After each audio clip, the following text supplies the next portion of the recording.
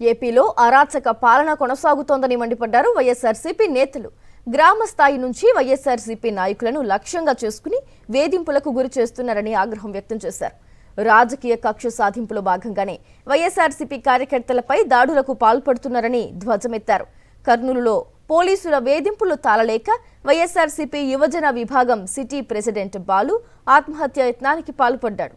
అతని ఆరోగ్య పరిస్థితిని అడిగి తెలుసుకున్నారు ఆ పార్టీ యువజన విభాగం రాష్ట్ర అధ్యక్షుడు జక్కంపూడి రాజా, యువజన విభాగం రాష్ట్ర వర్కింగ్ ప్రెసిడెంట్ బైరెడ్డి సిద్ధార్థరెడ్డి, జిల్లా అధ్యక్షుడు ఎస్పీ మోహన్ రెడ్డి బాధిత కుటుంబ సభ్యులతో మాట్లాడి వివరాలు తెలుసుకున్నారు.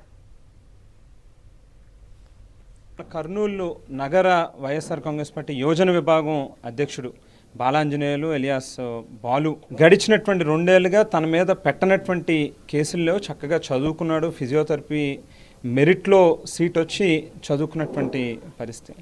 రాజకీయాల మీద ఒక ఆసక్తితో ప్రజలకు మంచి చేయాలి, జగనన్న బాటలో మనం కూడా నడిచి ఎందుకు మేలు చేయాలనేటువంటి ఒక మంచి ఉద్దేశంతో చదువుకున్నటువంటి కుర్రోడు ఇవాళ రాజకీయాల్లోకి వస్తే మరి ఏ రకంగా హెరాస్ చేస్తారు అనేటువంటిది బాలుని మనం చూస్తేనే అర్థమవుతుంది.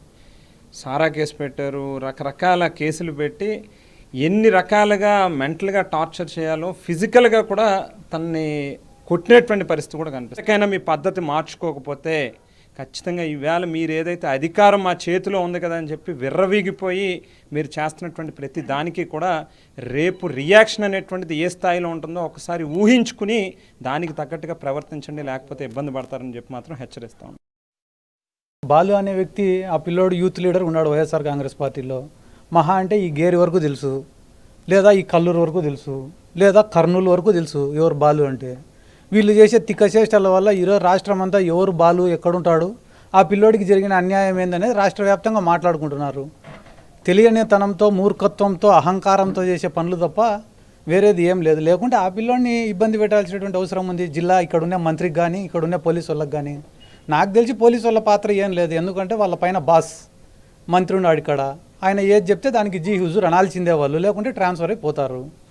కాబట్టి వాళ్ళ బాస్ ఏం చెప్తున్నాడు, ఒక మంత్రి పదవి ఇస్తే ఆయన జిల్లా గురించి, జిల్లా డెవలప్మెంట్ గురించి, కర్నూలు గురించి, కర్నూలు ప్రాంత ప్రజల గురించి ఆలోచించాలి. కానీ అంత పెద్ద హోదాలో కూర్చొని ఒక యువకుడి పైన, బాలు పైన, ఒక మధ్యతరగతి కుటుంబంలో ఉండే ఒక పిల్లోడి పైన పగబట్టడం, రివెంజ్ పాలిటిక్స్ చేయడం అంటే అది చేతగానితనానికి నిదర్శనం అని చెప్పి చెప్పడం తప్ప అంతకుమించి నేనైతే ఏం చెప్పలేను.